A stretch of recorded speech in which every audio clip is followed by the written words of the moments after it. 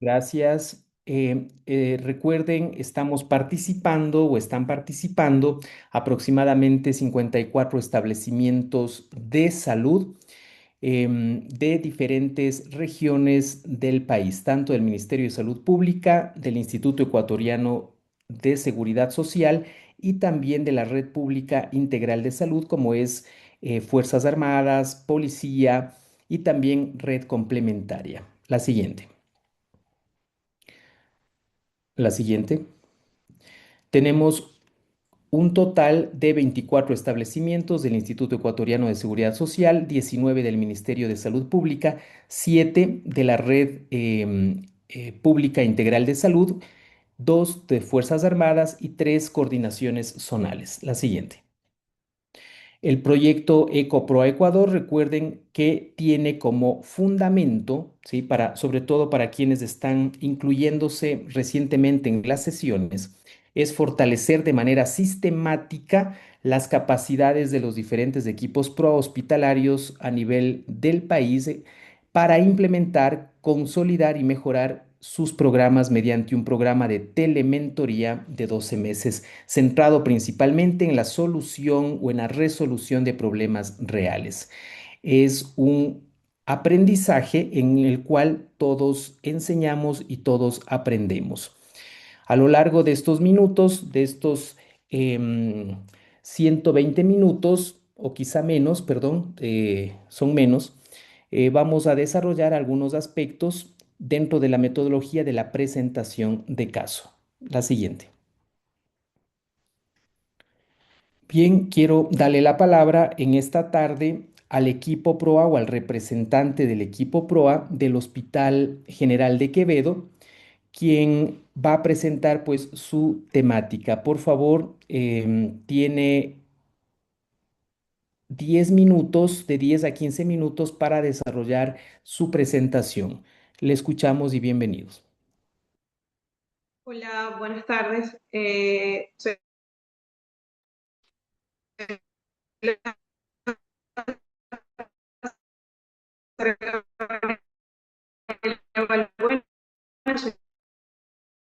soy médico internista del Hospital General IES Quevedo y pues soy en nuestro caso a discutir en las de tercera generación de vías urinarias, particularmente el uso de la preselectiva, bacterias factoras de pérdida de estructuras comunitarias. Y bueno, nuestro caso surge de una problemática que observamos día a día en la práctica clínica y buscamos plantear una intervención prueba que sea realista y que sea aplicable en el contexto de nuestro hospital. El problema, como ya les mencioné, el problema identificado es el uso empírico frecuente de cefalosporinas de tercera generación en infecciones de vías urinarias y, pues como todos sabemos, esta práctica cuando se realiza sin una adecuada estratificación del riesgo microbiológico incrementa la presión selectiva sobre enterobacterias y favorece la propagación, la aparición, la diseminación de bacterias productoras de BLET y esto reduce significativamente la eficacia de las ceftriaxonas frente a la E. coli comunitaria, que sabemos es la causal del más del 90% de las infecciones de vías urinarias. Elegimos este problema porque la ceftriaxona es tal vez el antibiótico que se reporta con mayor uso empírico dentro de nuestro hospital y nuestra cartilla local de resistencia antimicrobiana, al menos la del año pasado, reporta entre un 30 y 70% de resistencia de la E. coli a ceftriaxona. Entonces, esto convierte la identificación del patrón BLE en la Escherichia coli en un punto crítico para orientar nuestras intervenciones del equipo PROA y tal vez poder optimizar la terapia empírica y también en algunos casos fortalecer el uso de los antimicrobianos, ¿sí? En relación a nuestro problema, pues la frecuencia de ocurrencia es alta, es el antibiótico que más utilizamos, es el germen que más se aísla, el impacto de la atención en los pacientes es alta, pues iniciar un antibiótico empírico que no es el adecuado se traduce en mayor cantidad de días de hospitalización y adicionalmente en mayores costos para nuestro hospital debido a que muy probablemente tengamos que utilizar un segundo eh, antibiótico terapia y la preparación de nuestra institución pues es regular, ¿sí? ¿Por qué regular? Tenemos un equipo prueba que está activo, tenemos microbiología funcional en este último mes. Cabe destacar que durante los primeros 4 meses del año no tuvimos una microbiología que estuviese funcional y realmente no estábamos procesando cultivos y eso es un punto desfavorable. Sin embargo, ya se reactivó nuevamente el servicio de microbiología. Tampoco contamos con infectología y pues en determinados escenarios sí tenemos algunas fallas en relación a la terapéutica disponible en farmacia institucional y eso también nos limita bastante.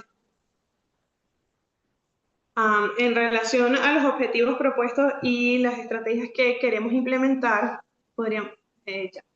El objetivo general de esta intervención pues, es optimizar el tratamiento empírico en lo que son infecciones urinarias dentro de la institución,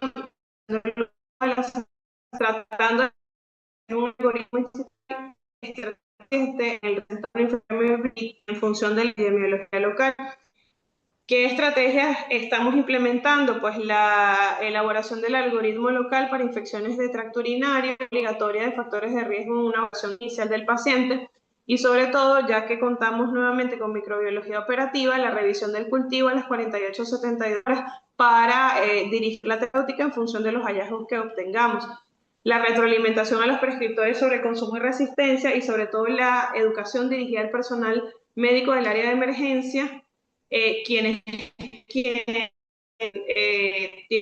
contacto con la antibiótico-terapia en que va adicional de educación dirigida a medicina internacional.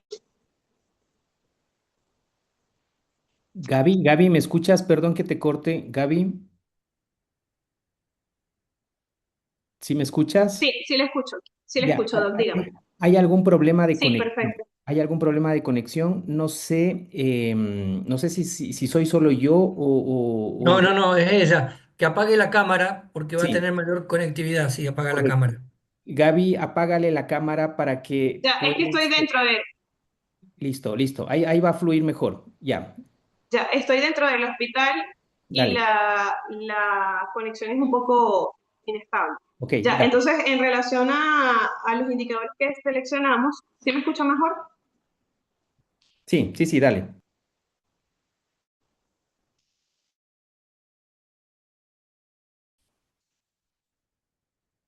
¿Me escucha mejor, Doc? Sí, Gaby, sí, te escuchamos. Dale. Entonces, en relación a los indicadores que seleccionamos para evaluar esta intervención, nos hemos organizado, como ya se ha venido haciendo, en 3 categorías: estructura, proceso y resultado. Los indicadores de estructura pues, nos van a permitir verificar que realmente tengamos las condiciones mínimas para ejecutar la intervención y aquí básicamente incluimos la disponibilidad del algoritmo institucional para el manejo empírico de infecciones urinarias, la disponibilidad de la cartilla local, que sí tenemos la del año 2025, la disponibilidad de urocultivo, que a partir de este mes ya contamos con urocultivos que son reportados a las 48-72 horas con su respectivo antibiograma, y la existencia de seguimiento del equipo PROA para el uso de las cefalosporinas. En los indicadores de proceso, pues vamos a tratar de medir si el equipo clínico está aplicando las acciones de este grupo.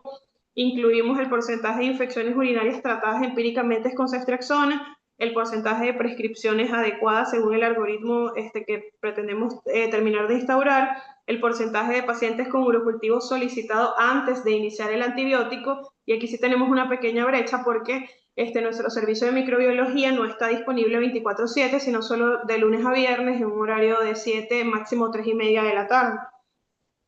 Y el porcentaje de pacientes con estratificación de riesgo BLE que esté documentado en la historia clínica al momento de su ingreso. En relación a los indicadores de resultado, pues nos van a permitir evaluar el efecto de la intervención y allí vamos a incluir la frecuencia de aislamiento de colibre cultivos, la tasa del tratamiento inicial, el porcentaje, o bueno, el consumo de cefalosporinas, en este caso de ceftriaxona, en dosis diarias definida por cada 100 días pacientes, y la mejora en la adecuación terapéutica según el perfil microbiológico. Y también quisimos dejar un indicador de balance, que es el consumo de carbapenémicos por cada dosis diaria definida por 100 días paciente.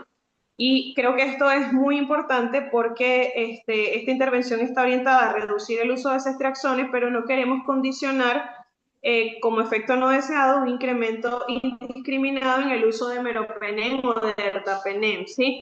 Entonces, esos son básicamente los indicadores que hemos tratado de instaurar. La siguiente diapositiva, por favor.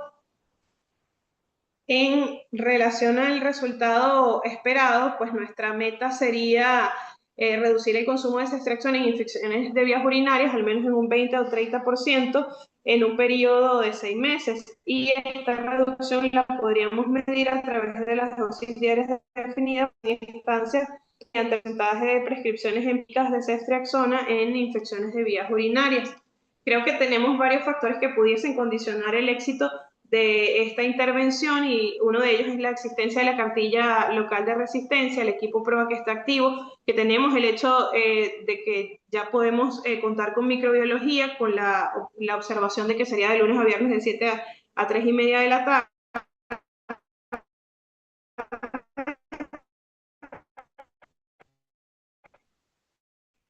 Y interno. Sin embargo, que también está automática con muchas veces se consume en la área de la emergencia un antibiótico seguro, su dosis es sencilla, no quiere alteración de la dosis por el paciente alteración de la función renal. Y también otro punto sería la baja solicitud de urocultivos antes de iniciar el tratamiento antimicrobiano, la ausencia de estratificación del riesgo de germen FLED y la demora en la revisión de los resultados de microbiología. Otro punto que también es importante y creo que ninguno de los hospitales del país escapa de ellos es la falta de alternativas terapéuticas en farmacia. Y bueno, somos un hospital de segundo nivel, no contamos con infectología. Y otro punto en desventaja y que tal vez promueve el fracaso de la estrategia que queremos implementar es el hecho de que no podemos verificar de forma inmediata la prescripción antimicrobiana. Entonces, creería que el éxito de esta intervención va a depender de que el algoritmo que instauremos sea práctico y sobre todo que sea aceptado por los prescriptores y acompañado del seguimiento del PRO, porque como bien lo he mencionado, es un poco difícil cambiar el pensar en relación a la prescripción de antimicrobianos, sobre todo en el área de emergencia, y creo que eso es uno de los retos que han mencionado todos los hospitales que han participado a lo largo de esta iniciativa EcoProa. La siguiente diapositiva. Ya en relación a las barreras y facilitadores, bueno, creo que una de las barreras identificadas y la más importante es la inercia terapéutica. Sabemos que en muchos escenarios clínicos la ceftriaxona se percibe como una opción universal para infección de vías urinarias, aun cuando el paciente tiene riesgo de germen bled o cuando la epidemiología local, en el caso de nosotros, nos sugiere que existe una probabilidad elevada de resistencia. Y otra barrera relevante es el uso limitado de algoritmos de riesgo, así como la falta de retroalimentación periódica sobre la resistencia local. Nuestra cartilla antimicrobiana se actualiza una sola vez al año. A esto se suma también el acceso variable que les mencionaba a los cultivos. La rotación frecuente del personal de médicos residentes, de médicos tratantes, el personal incluso de laboratorio, también es importante porque nosotros tratamos de hacer capacitación continua y muchas veces tenemos una alta rotación del personal y eso también diluye tal vez las capacitaciones que se puedan realizar o la asociación de algoritmos que nosotros podamos realizar dentro de nuestro personal. ¿Sí? Entre los facilitadores, creería que el PROA institucional activo es un gran facilitador. El respaldo del Comité de Farmacoterapia de Prevención de Control de Infecciones también es muy importante porque trabaja de la mano con el equipo PROA y pues de la Dirección Médica y Administrativa. El hecho de que contemos con la cartilla microbiológica que también nos va a permitir orientar decisiones terapéuticas en función de los datos propios, datos de nuestro hospital, y pues también existe el interés general de la institución en reducir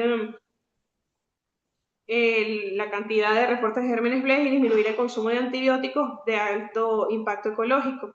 Entonces, creería que la educación médica continua y la revisión interdisciplinaria de los casos son elementos muy, muy importantes para transformar esta iniciativa que tenemos, esta intervención que tenemos en una práctica que sea sostenible en el tiempo.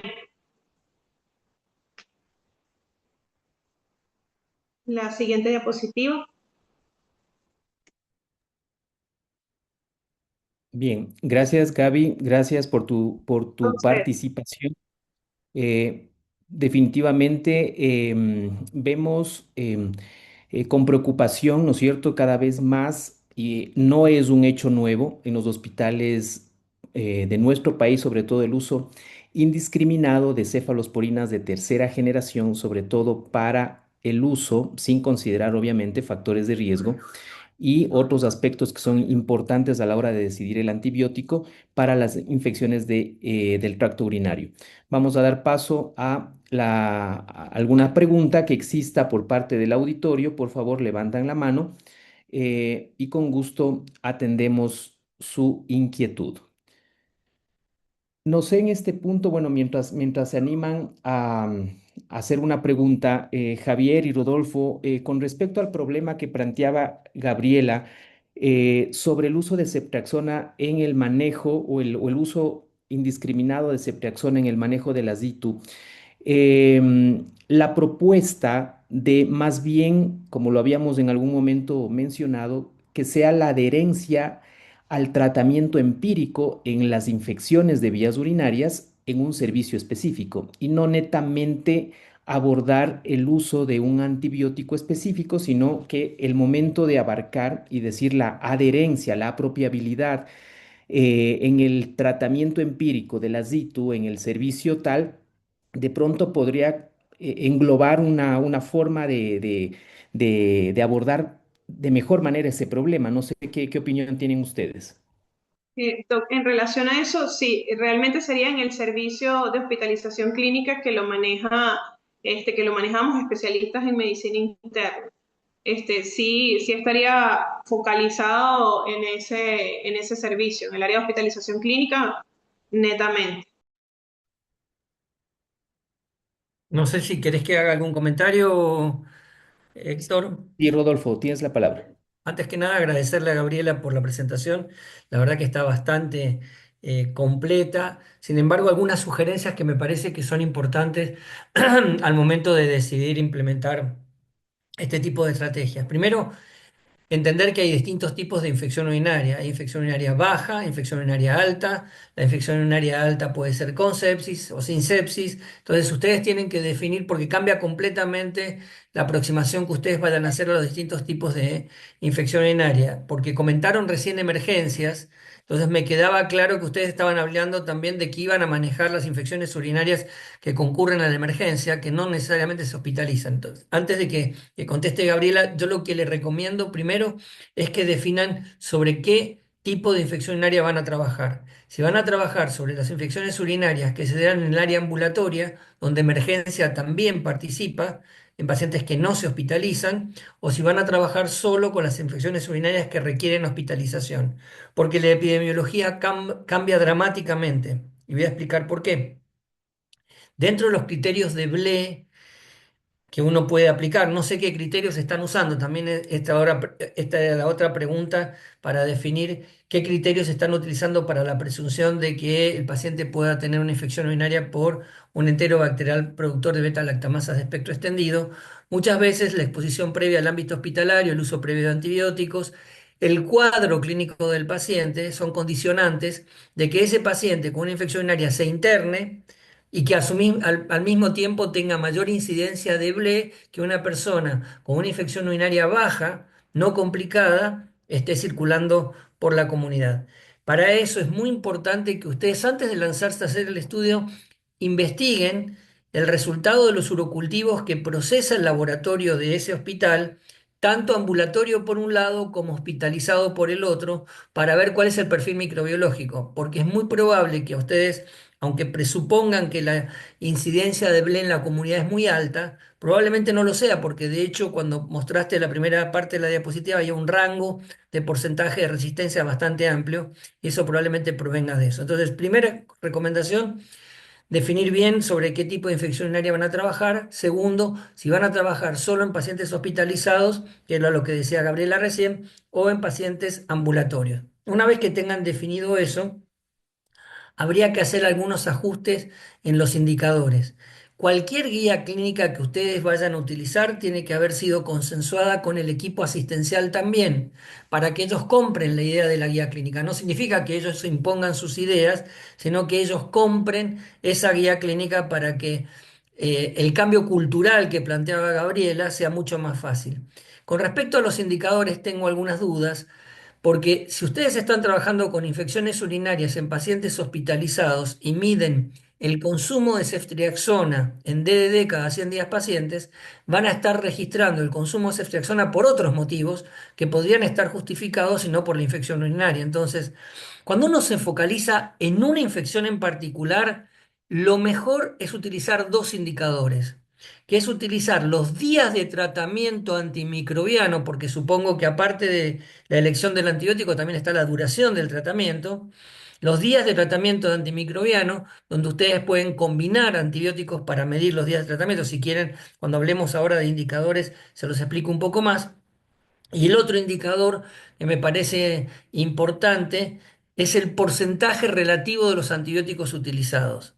¿Qué significa eso? Ustedes tenían al principio infecciones urinarias donde la ceftriaxona representaba el 80% de los antibióticos utilizados. Y con esta intervención, independientemente de la cantidad total de antibióticos, ustedes esperan, porque lo pusieron en los indicadores, que el porcentaje relativo de ceftriaxona dentro del total de antimicrobianos utilizados se reduzca significativamente. Eso les va a permitir saber quiénes son ganadores y perdedores, porque si baja la ceftriaxona y el consumo, los días de tratamiento se mantienen igual, es probable que otro antibiótico haya subido. No me queda claro cuál es la alternativa terapéutica que ustedes tienen a ceftriaxona en la presunción de Blé. Supongo que la guía lo tiene que tener contemplado. Bueno, pero esos son algunos de los comentarios. Después, si quieren, podemos seguir ahondando. Gracias, Rodolfo, por tu intervención. Por favor, tenemos la mano levantada de Mercedes. Tiene la palabra. Buenas noches. Me gustaría saber, como explicaban, que probablemente tengan mucha hable, no sé si se debe a que sean IAS, eh, el equipo de control de infecciones, cómo está, lo tienen o no, porque sería clave como prevención también si tienen mucha hable, porque es raro que de la comunidad tengan tanta hable, ¿no? Sería bueno delimitar el problema de esa manera y también la base fundamental, la prevención. Gracias.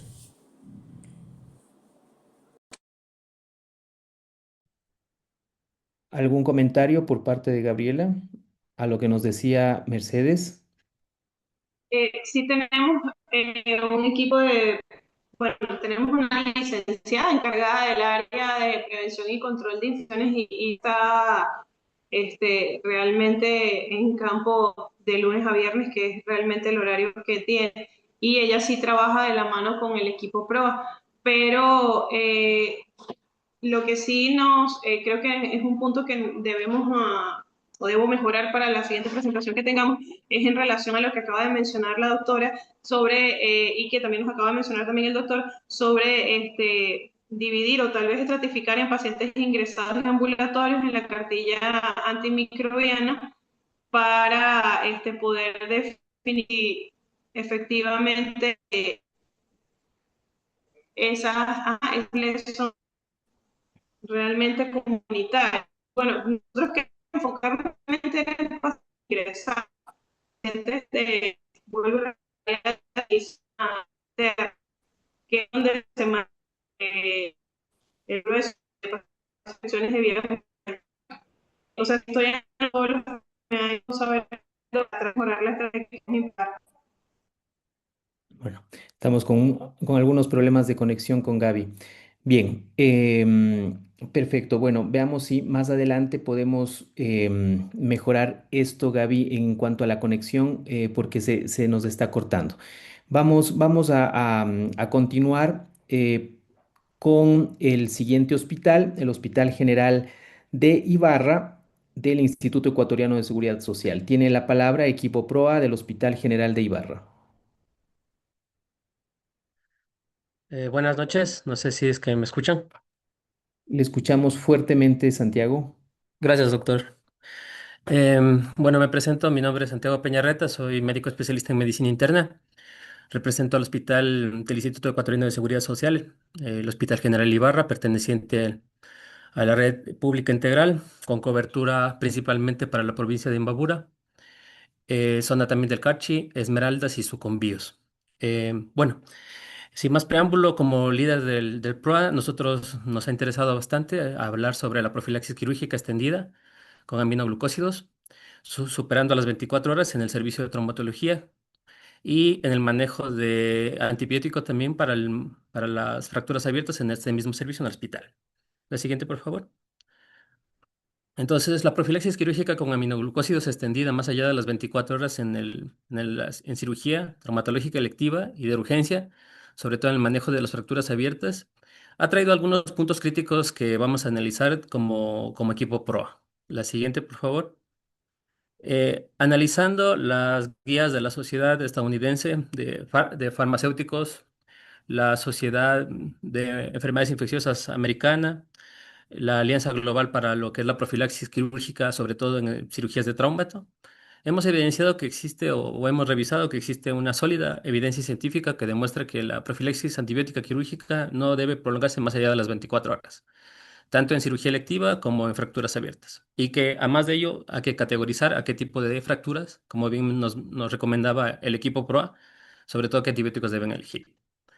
Al ser un uso inadecuado, ¿no es cierto? Los aminoglucósidos se convierten en antibióticos que pueden ocasionar efectos secundarios, como principalmente nefrotoxicidad, ototoxicidad, y revisando también las principales guías con evidencia 1A, 2, incluso, no son agentes de primera línea para la profilaxis quirúrgica en las cirugías de traumatología. Al usar de una manera no adecuada los antibióticos, se puede promover la resistencia antimicrobiana, se puede cambiar tanto lo que es la microbiota del paciente como el microbioma de los hospitales, y además está incumpliendo con lo que mencionan la solidez o la evidencia científica de las principales guías internacionales sobre profilaxis quirúrgica. Al utilizar antibióticos y ocasionar factores de riesgo, se está promoviendo a un uso ineficiente de recursos y se está incumpliendo con el objetivo 4 de la Organización Mundial de la Salud, que es usar de manera racional el uso de los antibióticos. La siguiente, por favor. Entonces, como lo habíamos mencionado, las principales guías recomiendan limitar la profilaxis a menos de 24 horas. Esto porque se hizo estudios en donde no se encontraba que un esquema de 7 a 10 días tenía beneficios sobre el paciente, al contrario. Y en el caso de extender a cirugías limpias contaminadas o a cirugías abiertas, Gustilo 3, por ejemplo, a fracturas que superen los 10 centímetros, con abulsión, con bastante compromiso del tejido, por ejemplo, fracturas procedentes o secundarias a armas de fuego, o fracturas que se producen, ¿no es cierto?, en el ambiente de la comunidad o en la agricultura. Se limita el uso de más o menos 72 horas tras el cierre de los tejidos blandos en algunos casos. Y para este tipo para este tipo de tratamientos, lo que mencionaba es que al no existir ninguna otra opción, se podría utilizar aminoglucósidos, pero en un máximo de 72 horas. Por lo tanto, el uso rutinario y prolongado de gentamicina sin estratificación clínica constituye un sobreuso terapéutico, y estudios demuestran que la dosis única profiláctica tiene bajo riesgo de efectos secundarios y que la administración extendida ocasiona más bien efectos secundarios que beneficios. La evidencia confirma que en este caso nuestro principal problema no es utilizar una dosis de aminoglucósidos, sino utilizar un tratamiento injustificado que supere las 72 horas, como lo evidenciamos en nuestro servicio. Sigamos. Entonces, aquí podemos ver que algunos motivos por los cuales nosotros tomamos este tema. Primero, la seguridad del paciente. No solo los hospitales se dan para brindar seguridad al paciente. Entonces, los efectos adversos se evidencian cuando, en este caso, los aminoglucósidos o el paciente es expuesto a aminoglucósidos por un largo periodo. El número necesario a dañar, por ejemplo, en el caso de la lesión renal aguda, se hablaba de que cuando 9 pacientes reciben aminoglucósidos, uno de ellos presenta lesión renal aguda. Y esto era progresivo, entonces se evidenciaba que a medida que se va superando la exposición prolongada a aminoglucósidos, menos pacientes, o sea, menos pacientes son necesarios para que se dañe. O sea, el número necesario a dañar era 4, que es un factor bastante riesgoso en el caso de los pacientes. Por lo tanto, se concluye que en una exposición prolongada a los aminoglucósidos lo que ocasiona son más daños o más lesión renal aguda en menos pacientes. Sucede lo mismo para la infección por Clostridium, pero en este caso, obviamente que se necesitan más pacientes expuestos a los antibióticos para ocasionar un caso. Pero sucede lo mismo, exposición prolongada, sucede en más casos, ¿no? Por lo tanto, se especifica que los aminoglucósidos no ocasionan problemas cuando son expuestos o cuando son administrados a los pacientes en un máximo periodo de 72 horas, pero cuando superan este periodo, lo que significativamente se va a ver en nuestros pacientes son reacción renal aguda o infecciones por Clostridium difícil, que ocasionan más días hospitalarios, más costos sanitarios. La siguiente, por favor. Entonces, se identificó esto como una práctica de todo riesgo sin beneficio. Significa que en un metaanálisis de 52 ensayos clínicos lo que se demostró es que no existe evidencia de que prolongar o hacer una condición posoperatoria de la profilaxis reduzca las infecciones del sitio quirúrgico. No había evidencia para justificar antibióticos que superen los 72 horas. La siguiente. Esto, al contrario, va en contra de los objetivos de cualquier proyecto PROA, sobre todo el objetivo 4. Y la exposición prolongada no solo se asocia a desarrollo de resistencia antimicrobiana, ya que los aminoglucósidos se encuentran en la categoría de observación, de watch, y hay que estarlo supervisando continuamente. Esto también, la exposición inapropiada a estos tipos de antibióticos lo que hace es seleccionar organismos patógenos resistentes y es una presión selectiva sobre la microbiota hospitalaria, es decir, disminuye los organismos sensibles y aumenta los organismos resistentes. Por eso es muy común que en algunos servicios se tenga ya algunos pacientes colonizados con agentes resistentes, porque nosotros, obviamente, de forma voluntaria estamos cambiando la microbiota de los hospitales. Siguiente. Entonces, al ser una oportunidad de alto impacto, por ejemplo, profilaxis quirúrgica siempre es un objetivo ideal, siempre se tiene guías claras con una evidencia robusta, 2022, 2023. Es una práctica estandarizable, no requiere individualización compleja, permite hacer una medición objetiva con la adherencia y los resultados y tiene un potencial inmediato. Y como nos han enseñado ustedes en los primeros niveles o en las primeras clases de que siempre tenemos que irnos por lo más factible para nosotros. Pienso que al trabajar sobre profilaxis es un buen objetivo a cumplir en el menor tiempo posible. Siguiente. Entonces, los otros motivos son responsabilidad institucional, cumplimiento obligatorio. El PROA es parte de una de las piezas fundamentales de todo hospital, junto con el PCI, con la seguridad del paciente. Obviamente, al disminuir menos efectos secundarios, al utilizar menos aminoglucósidos, estamos haciendo un impacto económico positivo. Hacemos una oportunidad educativa y mejora de calidad, sobre todo cuando nos adherimos a guías clínicas con alta evidencia, cuando se maneja esto a nivel generalizado no solo genera un mejor trato para los pacientes, sino que también contribuye para nuestra formación académica. Y nuevamente mencionamos que nos estamos alineando a los objetivos del PROA al cumplir el objetivo 4, que es usar de forma adecuada los antibióticos. Siguiente. ¿Cómo calificamos entonces nuestra discusión de caso? Pues bueno, la verdad es que aquí tenemos un talón de Aquiles porque nosotros todavía no hacemos una evaluación retrospectiva de estos casos. Si bien nos habían recomendado hacer una auditoría pequeña para reportar cuántos pacientes recibieron aminoglucósidos superando las 72 horas, cuáles de ellos habían presentado efectos secundarios, pero bueno, tenemos una idea. Traumatología, en el 2025, más o menos 485 pacientes fueron expuestos a aminoglucósidos. Este servicio de traumatología pues reportó el mayor consumo, casi un 41,74%. Incluso más porcentaje de consumo que medicina interna y neonatología. Entonces, si bien no tenemos un dato exacto, nos habla más o menos del uso robusto que tiene este servicio para los aminoglucósidos. El impacto de la atención de los pacientes ya se había reportado. Este servicio es uno de tiene aproximadamente un 30% de la cobertura de las cirugías realizadas en nuestro hospital. Más o menos 1.700 fueron realizadas en 2025 y esta conducta ya existe más bien una tendencia a mantenerla. Por lo tanto, es uno de los 3 servicios que más cirugías realiza en nuestro hospital. Y pues tenemos una preparación regular para este problema. Primero, creo que se enfrenta a todos los PROAs a nivel de nuestro país. No hay tiempo asignado para los miembros.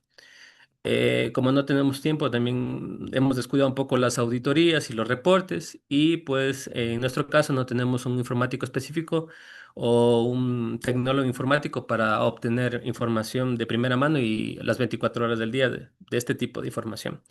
Recordando que nosotros trabajamos con información no solo como línea de base, sino también para verificar el cumplimiento de las metas y objetivos a futuro.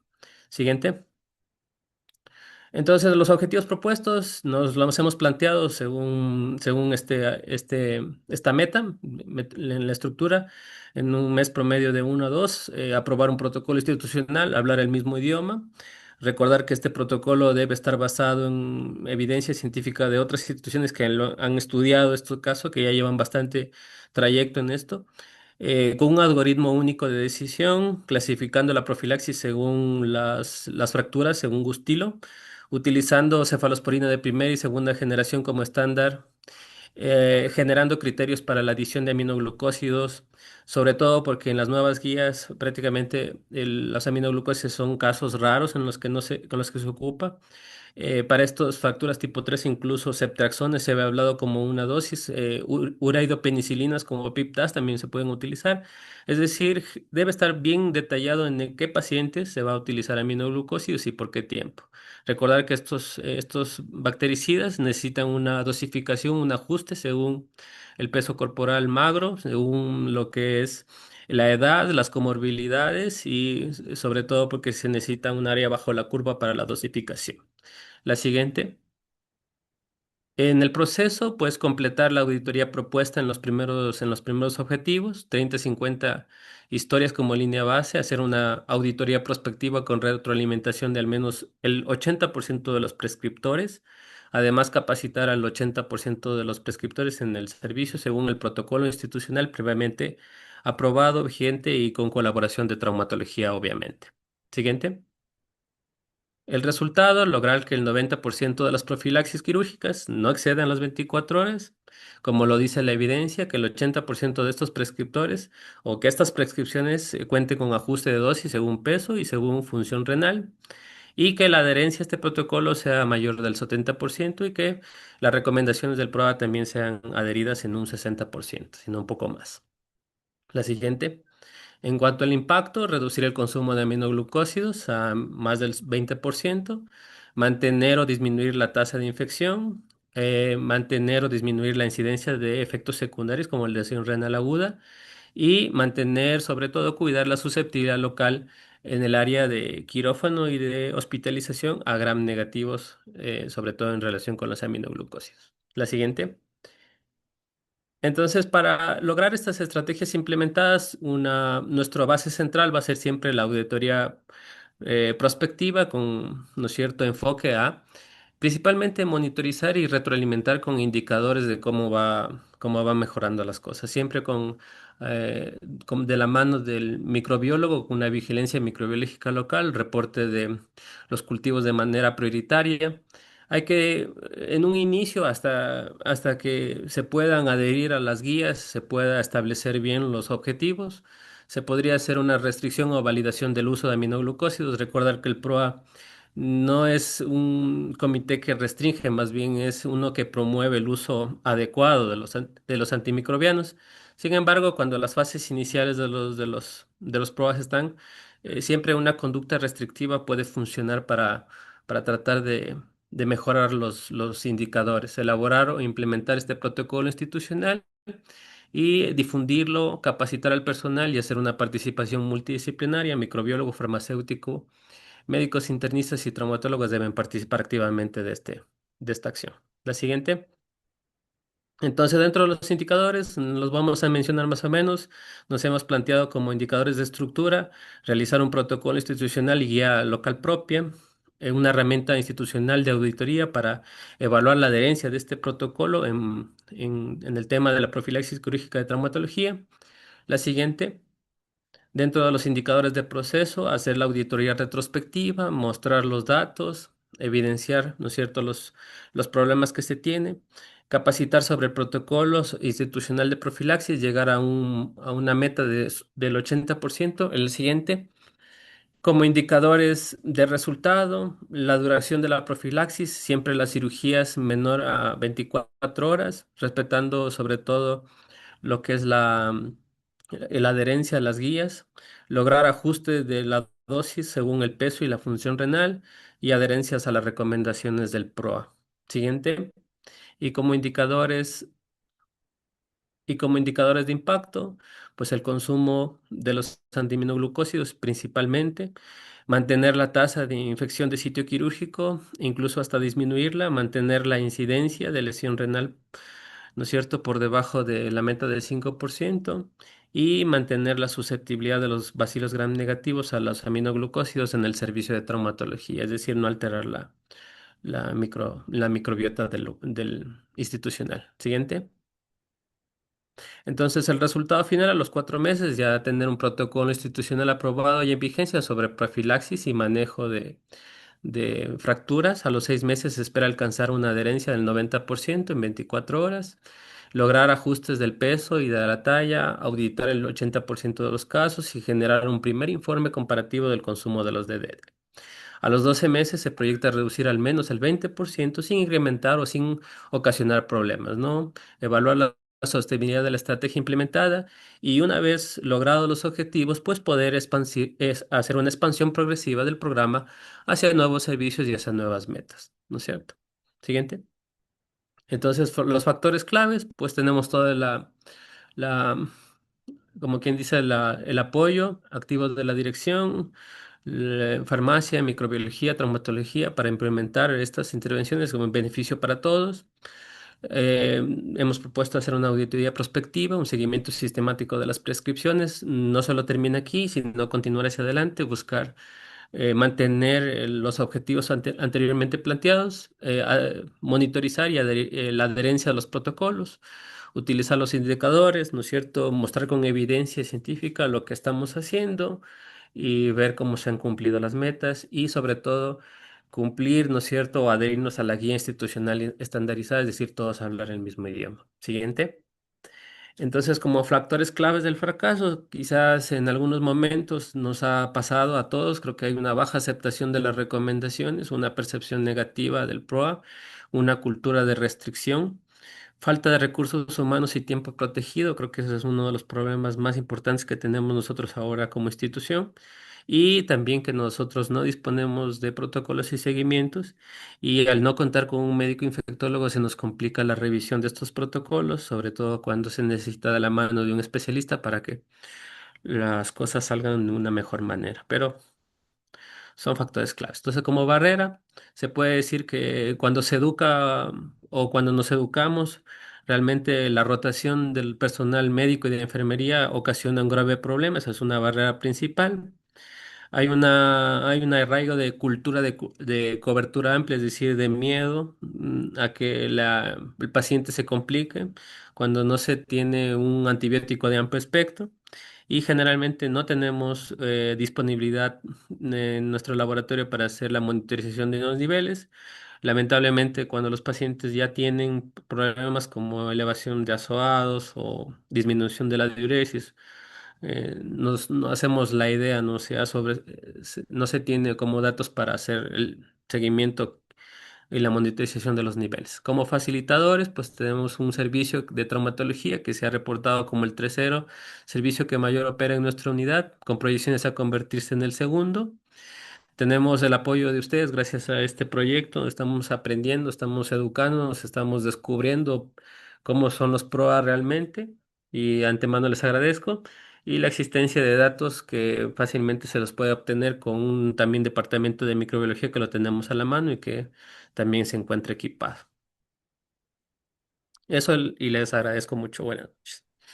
Gracias, Santiago, por tu brillante y excelente presentación. Realmente se nota ese empeño y ese horizonte que lo tienes muy bien trazado.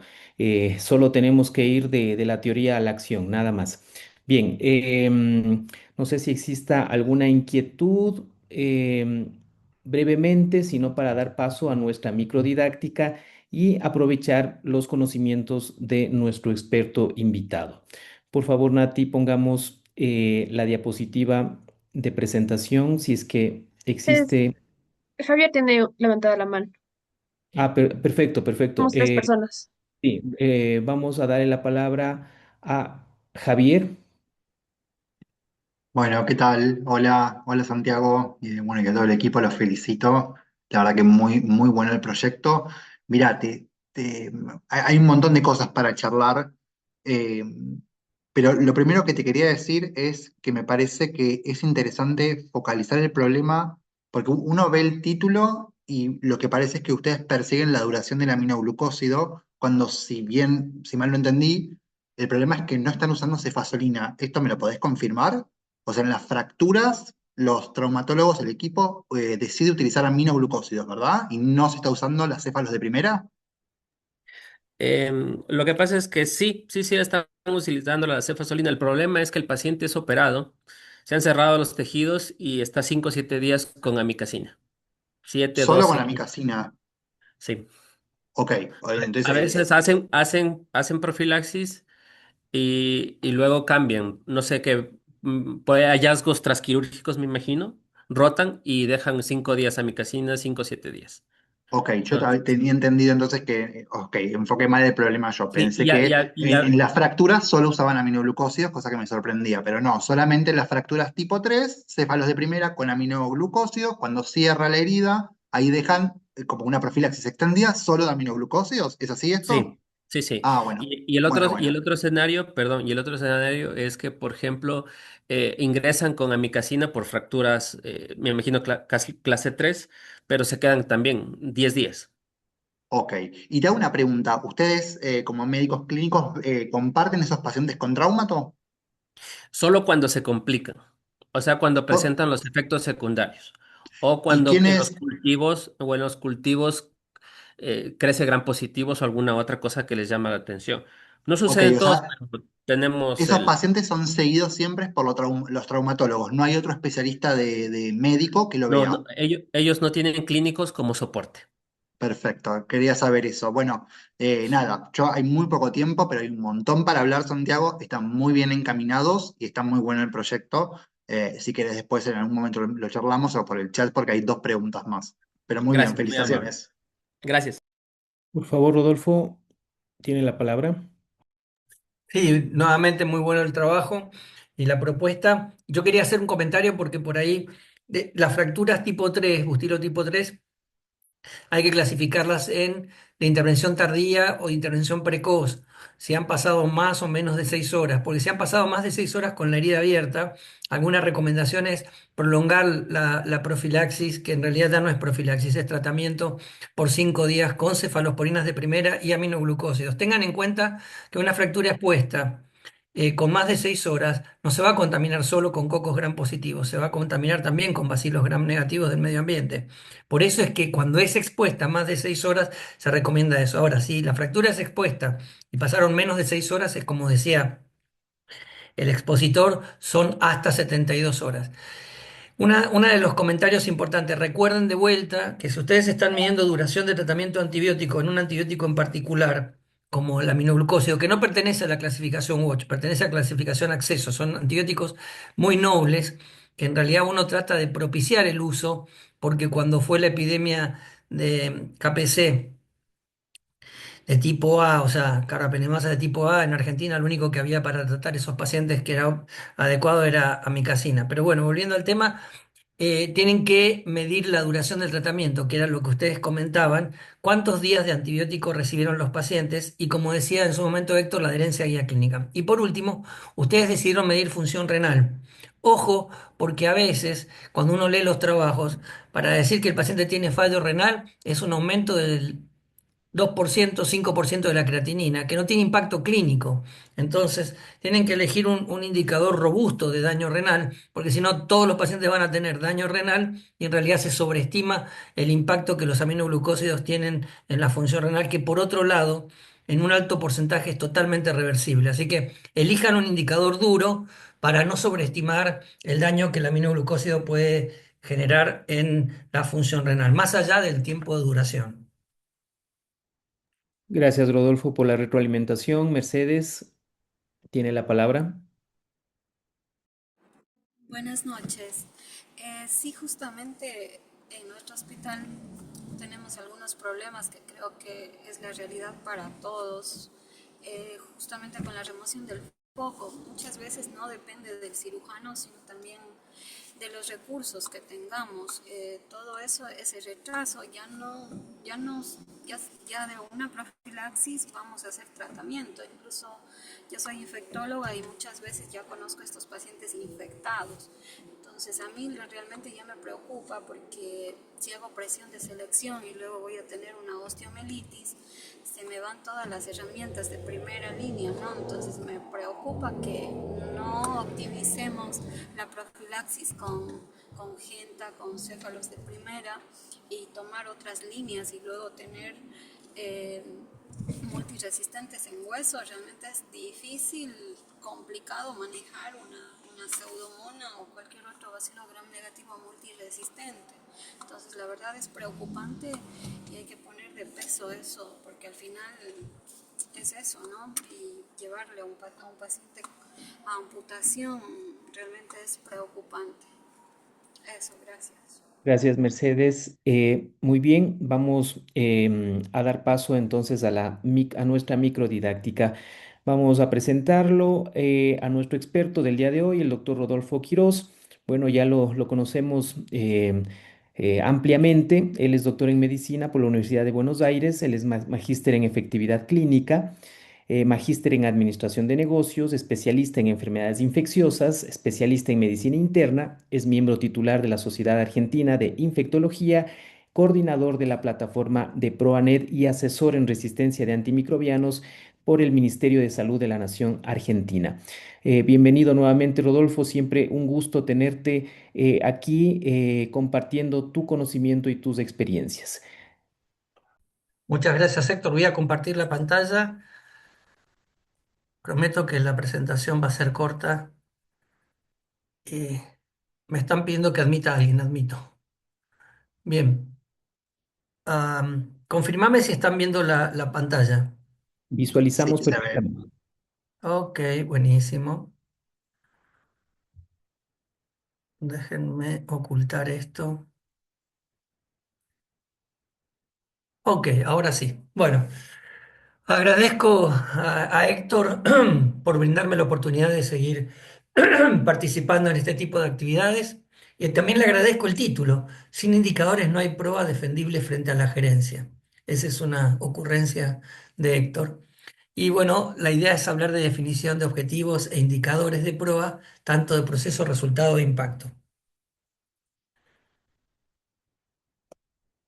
Vamos a hablar de objetivos de un PROA, el valor de un PROA. Estas son diapositivas que ustedes ya vieron cuando yo hice la primera presentación, pero en PROA lo que abunda no daña. Así que lo voy a repetir nuevamente para que nos entre bien cuáles son los objetivos y cuál es el valor que tiene un PROA. Después vamos a hablar de métricas para medir un PROA, como indicadores de proceso, indicadores de resultados e impacto. Y entre este tema, entre estos indicadores, antes de empezar con ellos, les voy a dar un par de tips que me parecen importantes a la hora de planificar una intervención vinculada a prueba. Lo que no se mide no existe o no se puede controlar. Esta es una frase que todos repiten, sin embargo, fallamos muchas veces en definir qué es lo que queremos medir y cómo lo vamos a medir. Así que la charla de hoy va a estar dirigida justamente a tratar de resolver esas dos incógnitas. Como me escucharon hablar la vez que presenté mi primera presentación, el objetivo principal de un PROA, que lo han dicho en las presentaciones que ya pasaron, es mejorar los resultados clínicos de los pacientes sometidos a tratamiento antimicrobiano de una manera costo efectiva. Acá no entra, perdón, el tema de la reducción del consumo de antibióticos.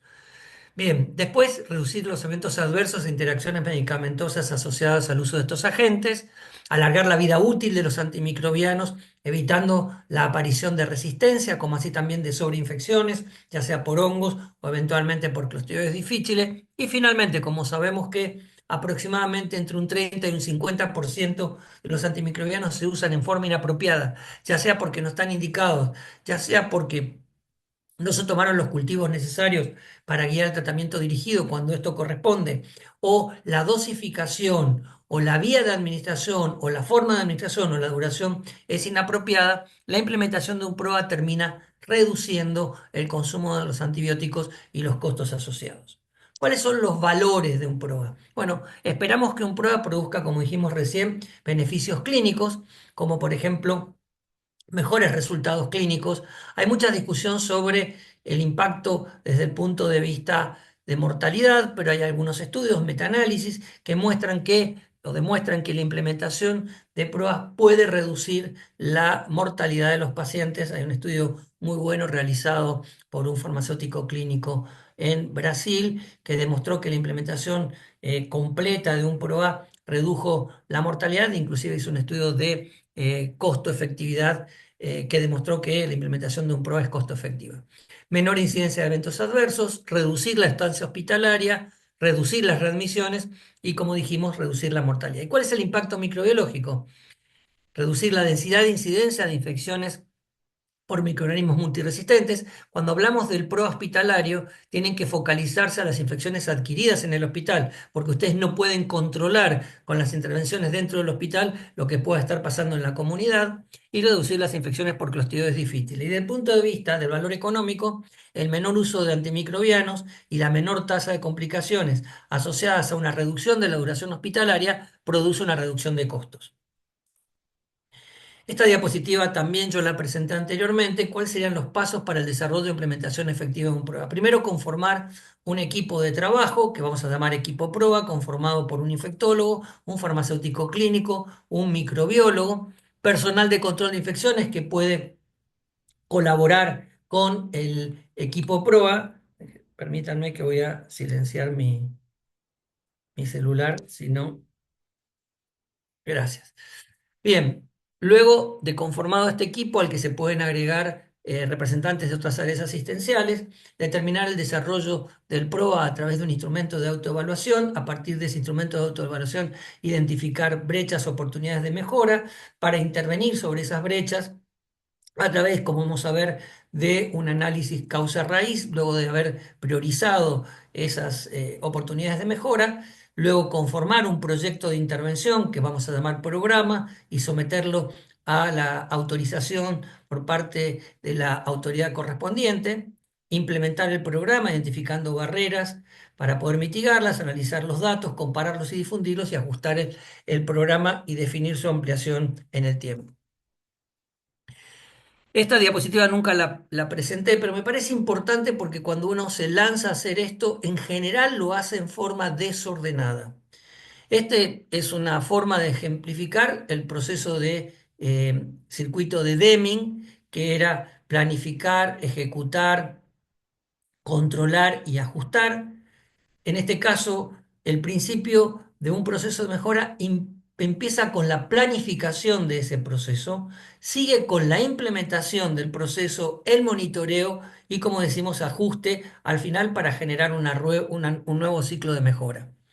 Con respecto a la planificación, esto es algo que no estamos acostumbrados a hacer. Si yo les digo, bueno, ¿cómo planificaron su proyecto? Es probable que ustedes me listen algunas tareas desordenadas, pero sin un proceso claro de cómo se van a llevar adelante. Para eso existen herramientas. Esta es una herramienta en Excel que la vamos a compartir con ustedes. Es un diagrama de Gantt. Yo no sé cuántos de ustedes están familiarizados con un diagrama de Gantt. Un diagrama de Gantt es un listado de tareas donde existe una actividad principal, pueden existir actividades secundarias, responsables de ejecución, relación con las tareas precedentes, porque hay tareas que se van a ejecutar recién cuando la anterior ha sido ejecutada, una fecha de inicio, una fecha de finalización de esa tarea, un grado de avance y productos verificables o indicadores que determinan cómo vamos a dar por cierto la ejecución de esa tarea.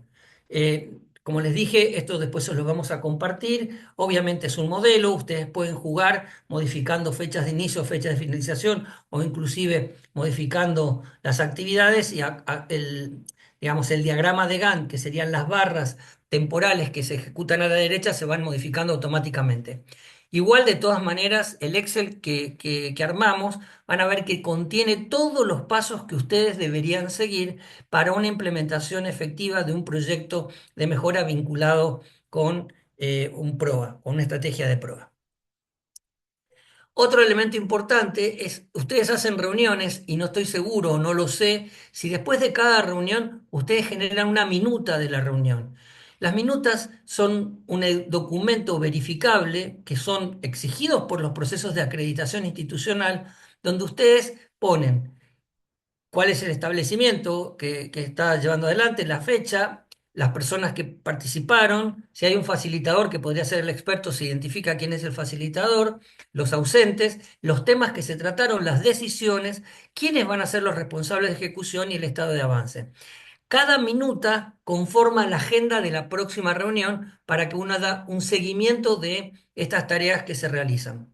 Todo esto se los estoy mostrando porque me parece importante seguir una metodología precisa para llevar adelante un proceso de mejora a nivel institucional. Esto también ya creo que lo charlamos en su momento. Ustedes están enfocando un PROA de una manera distinta a lo que se enfocaba habitualmente. La propuesta que le estamos haciendo, de hecho Héctor trabajó con nosotros en un proyecto que se llama Proyecto Improve, es que cada oportunidad de mejora se convierta en un proceso que cada oportunidad de cambio se convierta en un proyecto de mejora o en un proceso de mejora. Como dijimos, hay que identificar los problemas a resolver, eso lo vamos a hacer a través de una autoevaluación, priorizar los problemas a través de una matriz de prioridades, seleccionar los problemas prioritarios, en general uno selecciona un problema prioritario por proceso de mejora, identificar las causas que originan ese problema a través de un diagrama de causa raíz o de Ishikawa.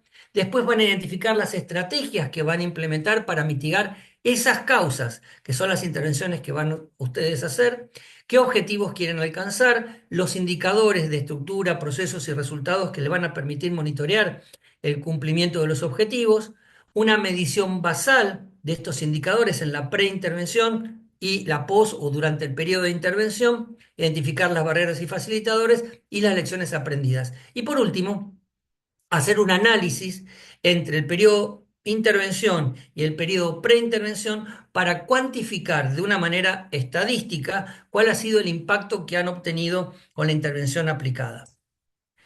Instrumentos de autoevaluación hay muchos, esto ya se los mostramos. Este instrumento está en la plataforma Probanet, que creo que ustedes están utilizando. Es un instrumento que cuenta con 94 indicadores, 53 estándares, 14 componentes y 5 secciones, y que da un puntaje global que va de 0 a 100. No es 100% ni 0%, es un número, 0 a 100, y que permite estratificar a los hospitales en hospitales con un nivel de desarrollo inadecuado, básico, adecuado o avanzado, o sea, 4 niveles de desarrollo de sus PROA. Aparte, permite comparaciones entre instituciones. Obviamente que el objetivo es alcanzar los 100 puntos. Una vez que ustedes aplican este instrumento de autoevaluación, van a identificar oportunidades de mejora. Por ejemplo, acá educación a pacientes y familiares, fíjense que en una escala de 0 a 100 es lo que peor rankea, lo mismo que capacitación y educación del personal asistencial. Entonces, ustedes pueden implementar estrategias dirigidas a resolver esos problemas. Una vez que ustedes identificaron los problemas, los van a jerarquizar. Hay distintas herramientas o matrices de prioridad para jerarquizarlos. Esta está disponible en Probanet y permite jerarquizar los problemas en función de su probabilidad de ocurrencia, su potencial de severidad, la probabilidad de realizar cambios en los cuidados asistenciales. La persona que estaba presentando, el colega, el tema de traumatología, obviamente que hay que hacer cambios importantes en el área asistencial por la costumbre o que tienen los traumatólogos de continuar con el uso de aminoglucósidos más allá de las 72 horas o de los 5 días en el caso de una fractura expuesta tardía, y cómo está preparada la institución. Esto va de un puntaje que va de 1 a 4, de 1 a 3, se multiplican cada uno de los factores y eso da un nivel de prioridad y permite rankear los problemas desde los problemas prioritarios a los menos prioritarios. A partir de esa situación, uno lo que empieza a hacer es justamente implementar esto que habíamos dicho, que es un diagrama de causa raíz. El diagrama de causa-raíz tiene en la cabeza el problema prioritario y en las espinas de pescado tienen las causas que ustedes pueden identificar vinculadas a ese problema, relacionadas con las personas, con la tecnología de la información, con los recursos, con el entorno, contexto o procesos. Para cada una de esas espinas, ustedes van a tener que identificar elementos que son estrategias para mitigar esas causas y poder resolverlas y dar lugar a una solución definitiva del problema. Bien, una vez que ustedes han elaborado esto que acabamos de ver desde el punto de vista del diagrama de Ishikawa, van a tener que elegir indicadores para el monitoreo de prueba. ¿Qué es un indicador? Es una medida cuantitativa que permite evaluar el grado de cumplimiento de un objetivo o proceso. Como hay indicadores que vamos a ver de estructura, a veces los indicadores de estructura es cumplido o no cumplido, va a dar como 0 o 1. Pero otros indicadores de procesos, indicadores de impacto, indicadores de resultado, se pueden medir de forma cuantitativa en una escala continua en función de el resultado que se obtenga, y si la escala es nominal va de 0 a 100%. Y dijimos que hay indicadores de estructura, proceso y resultado, y las características que tienen que tener los indicadores, que también aplican a los objetivos, es que este indicador tiene que ser específico, o sea, que mida lo que realmente queremos que mida, que sea medible, o sea, que los datos puedan ser conseguidos fácilmente para poder asegurar la continuidad en el tiempo, que sean alcanzables y también accionables. ¿Qué significa accionables? Que a partir del resultado yo pueda tomar una acción correctiva en función de lo que obtengo, que sea relevante y que sean oportunos en tiempo, o sea, que uno tenga ese resultado o ese indicador de manera de poder generar los cambios oportunamente. Como dijimos, hay indicadores de estructura que informan sobre la disponibilidad de recursos y los recursos pueden ser materiales, humanos o económicos. Yo vi que algunos hablaban de estructura y en la estructura mezclaban algunas cosas. Una guía clínica, la accesibilidad de la guía clínica es un recurso material. Eventualmente la adherencia a la guía clínica es un indicador de proceso. Por lo tanto, hay que clasificar bien cómo quedan los indicadores. En realidad termina siendo una cuestión semántica, pero ustedes tienen que entender qué tiene el numerador y qué tiene el denominador en la construcción de ese indicador. Hay indicadores de proceso que describen qué se hace y cómo se hace. Por ejemplo, adherencia a guías clínicas. Está midiendo si la guía clínica que adaptamos y consensuamos con los equipos asistenciales se está cumpliendo como nosotros pretendemos que se cumpla. Eso es un indicador de proceso. Y los indicadores de resultado o impactos describen la consecuencia de esos procesos. Y ahí hay algo que es importante. El indicador de resultado no es tan amigable para la persona que está siendo evaluada. Por ejemplo, si yo tengo una baja adherencia a la guía clínica en traumatología, como comentaban, o en el manejo de las infecciones urinarias, yo voy a tener un responsable directo con el cual hablar. Mirá, estás teniendo una mala adherencia a la guía clínica, no estás utilizando el antibiótico recomendado, no estás teniendo en cuenta los eventos adversos que puede tener la prosecución temporal del aminoglucósido o eventualmente el impacto que puede tener en los costos hospitalarios. Bien, ahora, cuando yo hablo de indicadores de resultado o de impacto, se genera un problema. Ya no es, yo no le puedo decir al médico, este incremento en la densidad de incidencia de infecciones por gérmenes resistentes se debe a vos o se debe a lo que vos hiciste. Es impersonal, porque es un resultado general de lo que está pasando. Por eso, los indicadores de proceso se llaman también lead measures, indicadores que impulsan a un cambio. Y los indicadores de resultados se llaman lag measures. Son mediciones que dan una historia pasada de la consecuencia de lo que se hizo bien o se hizo mal. Entonces, eso es para tener en cuenta. Ustedes van a poder trabajar con el personal asistencial a través de los indicadores de proceso más directamente y con los indicadores de resultado a nivel de la dirección, mostrando el impacto que está teniendo la intervención en algo específico, como las infecciones urinarias o el manejo antibiótico en fracturas expuestas o lo que ustedes quieran implementar. Con respecto a los indicadores de proceso, hay indicadores que tienen que ver con la capacitación. Yo estaba viendo también que ustedes mostraron algunos indicadores, yo sigo insistiendo y creo que me voy a morir sin lograr el cambio. Hay indicadores que se llaman niveles de Moore. Ustedes están contestando todos los días que participan en este tipo de actividades una encuesta. Y esa encuesta pregunta, primero, ¿cómo ustedes evalúan el tema de la actividad entre contenido didáctico y presentación de casos? Evalúa cuánto conocían ustedes antes de la capacitación y después de la capacitación desde el punto de vista de su percepción, cuál es la relevancia que esta capacitación va a tener para la actividad diaria, cuál es la aplicabilidad que ustedes le ven al contenido y cuál es el nivel de satisfacción. Eso se llaman niveles de Moore. No estamos acostumbrados a medir y cuando hacemos una capacitación solo medimos el nivel de conocimiento. Yo ahora voy a poner un ejemplo. Supongamos que los traumatólogos que van a trabajar ustedes para tratar de cambiar la cultura en el uso de aminoglucósidos en profilaxis. Y ustedes le hacen una capacitación donde le hablan de, por ejemplo, el uso de aminoglucósidos en endocarditis bacteriana. No tiene nada que ver con lo que ustedes quieren producir de cambio, pero le toman un examen a los traumatólogos y los traumatólogos aprueban todas las preguntas vinculadas a el uso de aminoglucósidos en endocarditis bacteriana. Pero si agregan una pregunta, es si a ellos les parece que eso es útil, todos van a contestar que no. Y esa es la pregunta que falta cuando ustedes evalúan una capacitación. Así que le pido a Héctor que por favor comparta con ustedes los niveles de Moore y en la presentación de casos pongan que van a medir esos niveles de Moore y se van a sorprender de que además de conocer cuánto aprendió la persona, es cuán relevante ha sido la capacitación para ellos. Después está el tema de adaptación de guías clínicas, que ustedes lo comentaron como indicadores de estructura, que está perfecto, pero el proceso de adaptación en sí.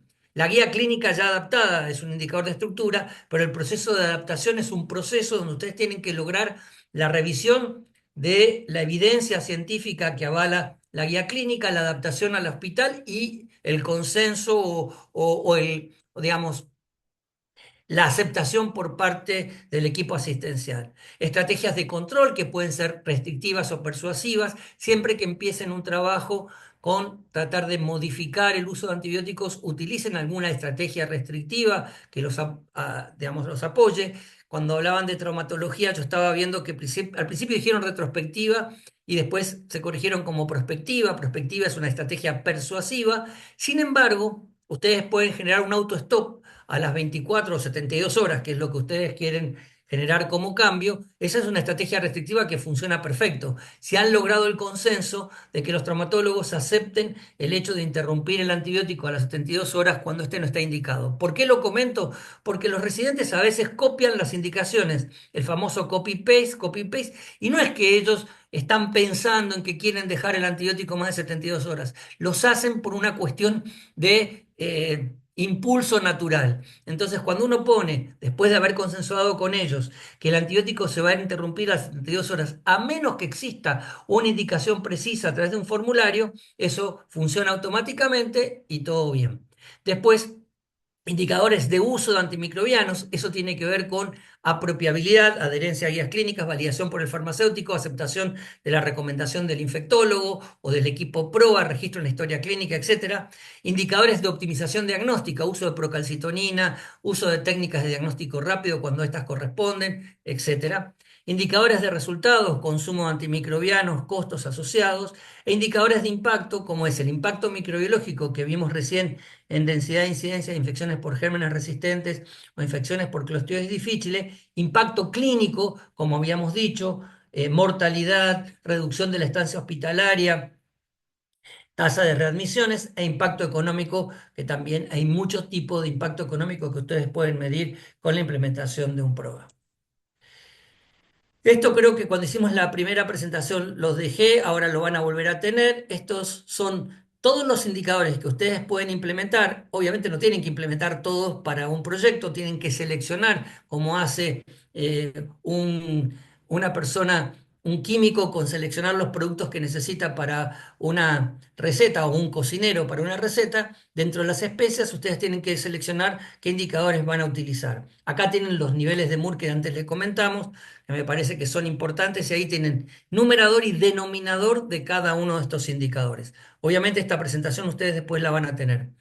Con respecto a indicadores de procesos, hay indicadores para profilaxis quirúrgica específicamente, adherencia a guías clínicas, uso apropiado de cultivos microbiológicos. Eso es muy importante, por ejemplo, en el tema de infecciones urinarias, cuando uno no quiere tratar bacteriurias asintomáticas, el uso de antimicrobianos de espectro reducido, dosificación en base a PKPD, rotación a vía oral, desescalamiento, etcétera.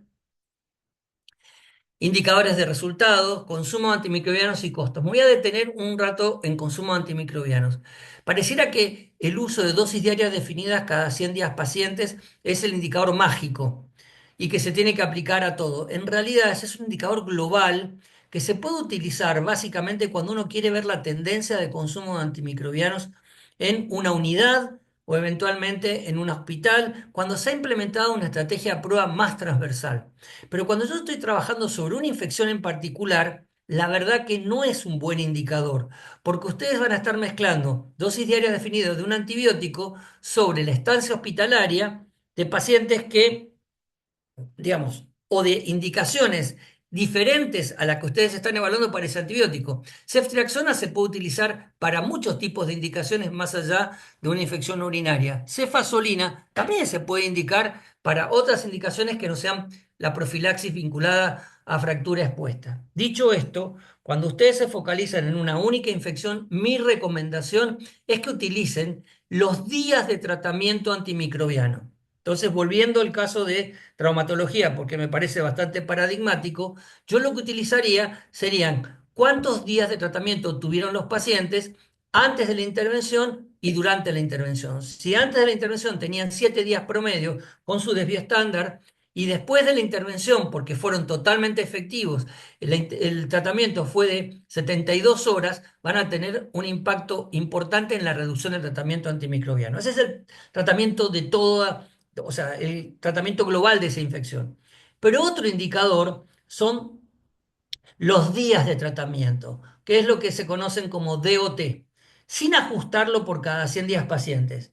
Vamos a suponer que ustedes quieren cambiar el uso de cefazolina más aminoglucósidos por 7 días al uso de cefazolina, supongamos, por 3 días y aminoglucósidos una sola dosis. Si ustedes miden la duración del tratamiento, van a tener que antes eran 5 días y ahora van a tener que son 3 días o una reducción. Pero también quieren saber cuántos días de antibiótico tuvo el paciente. Entonces voy a poner un ejemplo. Los días de tratamiento se miden de esta manera. Supongamos que yo tengo una infección como una neumonía asociada a ventilación mecánica y empiezo empíricamente con vancomicina, meropenem. 2 días vancomicina, meropenem. Al cuarto día meropenem, quinto día meropenem y así sucesivamente hasta llegar al 7 día. Meropenem, ¿cuántos días de tratamientos hubo? 7 días. ¿Cuántos días de vancomicina? 3 días. Supongamos que fueron 3. Quiere decir que en total los días de tratamiento son 10, aunque la duración total del tratamiento haya sido 7. ¿Ok? Bien. Entonces tengo 10 días de duración, de días de tratamiento y 7 días de duración total. La intervención en ese caso era evitar el uso de vancomicina siempre, porque no había evidencia de SAMR en esa unidad. ¿Cuántos días de tratamiento terminan siendo los pacientes con neumonía en la intervención? También 7 días. Dije, pero no reduje nada, porque antes tenía 7, duración total, y ahora tengo 7. ¿Qué cambio se produjo? Nada, pero en lo que es los días de tratamiento de antibióticos, antes eran 10, porque eran 7 de meropenem más 3 de vancomicina y ahora son solo 7 de meropenem. Espero que eso se haya entendido y si no, cuando vengan las preguntas lo volvemos a explicar. Y los impactos clínicos que ya lo vimos, tiempo promedio de internación, mortalidad, readmisiones, impacto microbiológico, impacto económico. Dentro del impacto económico habría todo, no sé si creo que hay una charla hacia el final sobre análisis económico vinculado a PROA. Hay distintas estrategias para medir cómo es el impacto económico de un PROA. No sé si, Héctor, vos podés avisarme si eso está en una presentación más adelante, así no ahondo en el tema. Claro que sí, Rodolfo, claro que sí. Listo. Entonces seguimos. Como comentarios finales, la implementación efectiva de un prueba requiere de la selección de un set de indicadores de estructura, procesos, resultados que permitan monitorear el impacto de las estrategias implementadas en sus costos. Es importante complementar los indicadores de procesos con indicadores de impacto para ser consistentes con los objetivos principales de un prueba, que era mejorar los resultados clínicos de los pacientes.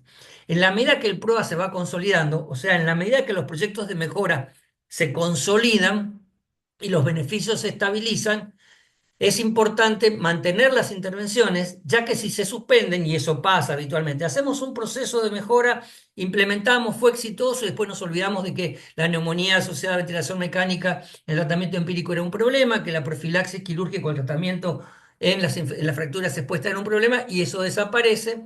Entonces, cuando uno interrumpe la intervención, los beneficios tienden a desaparecer. Es decir, ¿por qué? Porque se necesita mucho tiempo para producir un cambio cultural que sea sostenible en el tiempo.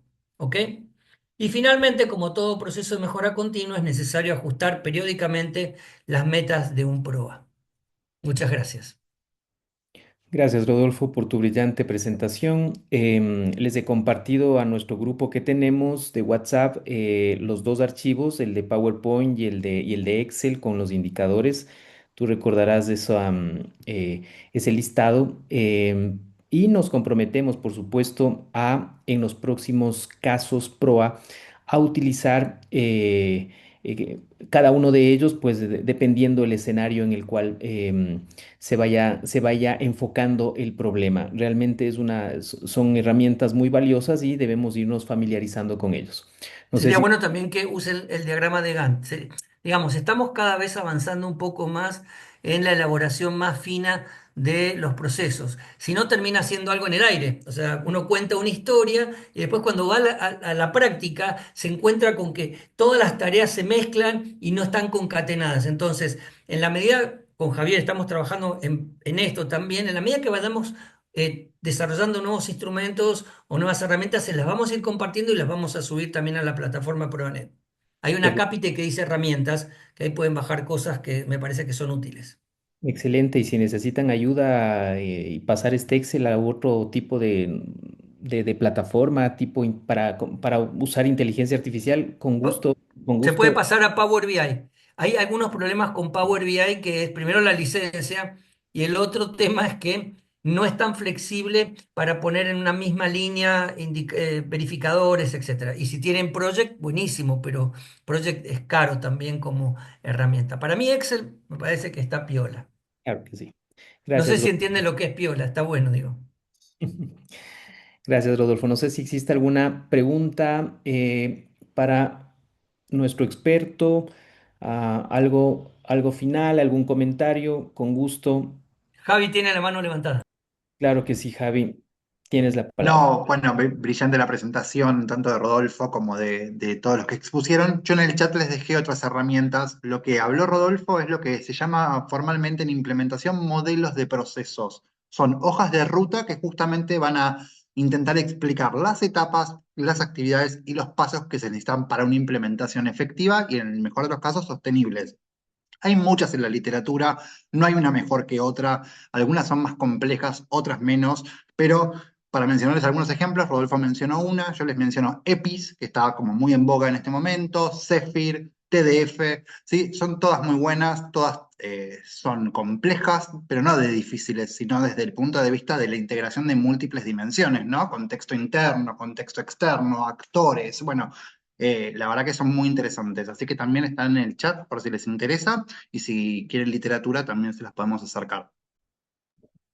Gracias, Javier. Gracias. Sin duda son herramientas valiosas que nos ayudan a fortalecernos como equipo para las diferentes actividades y estrategias que vamos planteando como PROA, ¿no? A veces uno ve todas las estrategias, todas las intervenciones como un todo y muchas veces en el camino uno va olvidando aspectos importantes. Y creo que esta herramienta que Rodolfo nos ha presentado va a consolidar todo y sobre todo vamos a tener visualmente la idea de ir viendo ese progreso y ese avance y sobre todo en qué tenemos que enfocarnos o qué es lo que se va rezagando, que muchas veces con tantas actividades o estrategias o intervenciones uno va perdiendo el horizonte de alguna de ellas.